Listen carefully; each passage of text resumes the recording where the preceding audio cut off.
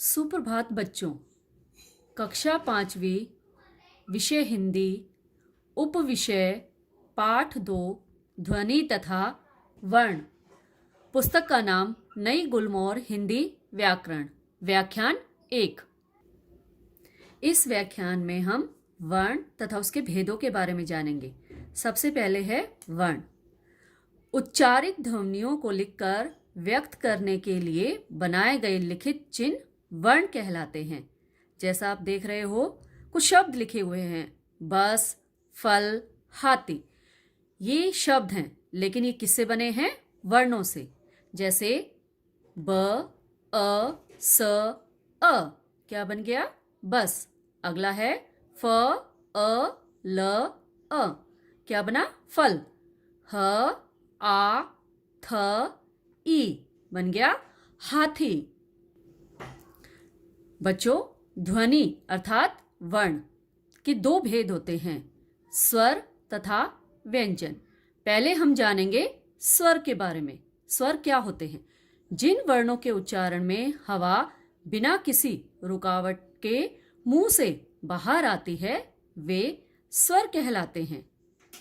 हिंदी भाषा में 11 स्वर हैं, जैसे अ, आ, इ, ई, उ, री, ए, ऐ, ओ। लेकिन अंग और अह ये हमारे अयोगवाह हैं। हिंदी में 3 तरह के स्वर पाए जाते हैं: परंपरागत स्वर, नवविकसित स्वर तथा आगत स्वर। हम सबसे पहले पढ़ेंगे परंपरागत स्वर के बारे में। संस्कृत से प्राप्त सभी स्वर परंपरागत कहे जाते हैं। इनका उच्चारण केवल मुख से ही वायु बाहर निकालकर किया जाता है। वायु नाक का रास्ता पूरी तरह बंद रहता है। इनके उदाहरण हैं अ, आ, इ, ई, उ, री, ए, ऐ, ओ। इनमें 4 ह्रस्व हैं तथा 7 दीर्घ हैं। जो आप लाल रंग वाले देख रहे हो, ये ह्रस्व हैं और जो बाकी के बच गए वो दीर्घ स्वर हैं। अब हम स्वर के भेदों के बारे में जानेंगे। स्वर के 2 भेद होते हैं। पहला ह्रस्व स्वर, दूसरा दीर्घ स्वर। ह्रस्व स्वर जिन स्वरों के उच्चारण में सबसे कम समय लगता है, वे ह्रस्व स्वर कहलाते हैं। इस वर्ग में आने वाले 4 स्वर हैं अ, इ, उ तथा री। दीर्घ स्वर जिन स्वरों के उच्चारण में ह्रस्व स्वर से दुगुना समय लगता है, वे दीर्घ स्वर कहलाते हैं। ये 7 हैं, जैसे आ, ई, उ, ए, ऐ, ओ। नंबर 2, नव विकसित स्वर। संस्कृत से प्राप्त सभी स्वरों का हिंदी में उच्चारण 2 तरह से होने लगा है। पहला, केवल मुंह से वायु बाहर निकालकर। दूसरा, मुंह और नाक से वायु बाहर निकालकर। पहले प्रकार के स्वरों को परंपरागत स्वर कहा जाता था। दूसरे प्रकार के स्वरों को नासिक्य स्वर अर्थात अनुनासिक कहा जाता है। इस तरह अनुनासिक हिंदी के नव विकसित स्वर हैं। इनको लिखकर व्यक्त करने के लिए चिन्ह बनाए गए हैं, जैसे बिंदु तथा चंद्र बिंदु। बिंदु को हम अनुस्वार बोल देते हैं और चंद्र बिंदु को अनुनासिक का चिन्ह। बच्चों, बिंदु तथा चंद्र बिंदु लगाने के नियम हैं। नियम नंबर 1, जिन स्वर वर्णों की शिरोरेखा के ऊपर स्थान खाली रहता हो, अर्थात मात्रा चिन्ह का कोई भी अंश न हो, उनके ऊपर चंद्र बिंदु लगाया जाता है। जैसे चांद, गांव, आंख आदि। चांद के ऊपर कोई मात्रा नहीं है, गांव के ऊपर कोई मात्रा नहीं है, आ के ऊपर भी कोई मात्रा नहीं है, तो इसलिए इनके ऊपर हमने अनुनासिक का चिन्ह लगाया। नंबर 2, जिन स्वर वर्णों की शिरोरेखा के ऊपर मात्रा चिन्ह का अंश मौजूद होता है तो उस वर्ण के ऊपर बिंदु लगाया जाता है, जैसे गोंद, चोंच, मैं।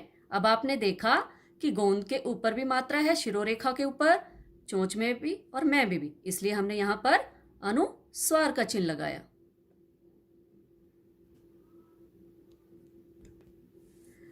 नंबर 3, आगत।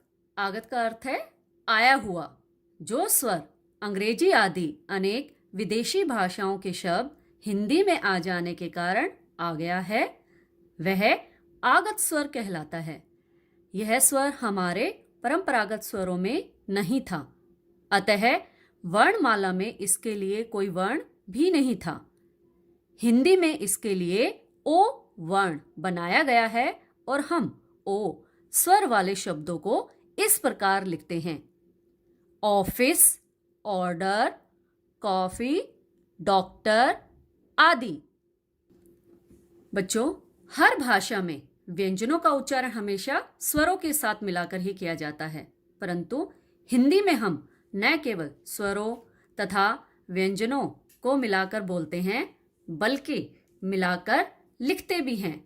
उदाहरण के लिए, पुल शब्द का उच्चारण करते समय न केवल हम प जमा उ ध्वनियों का मिलाकर बोलते हैं, बल्कि दोनों को मिलाकर पू के रूप में लिखते भी हैं।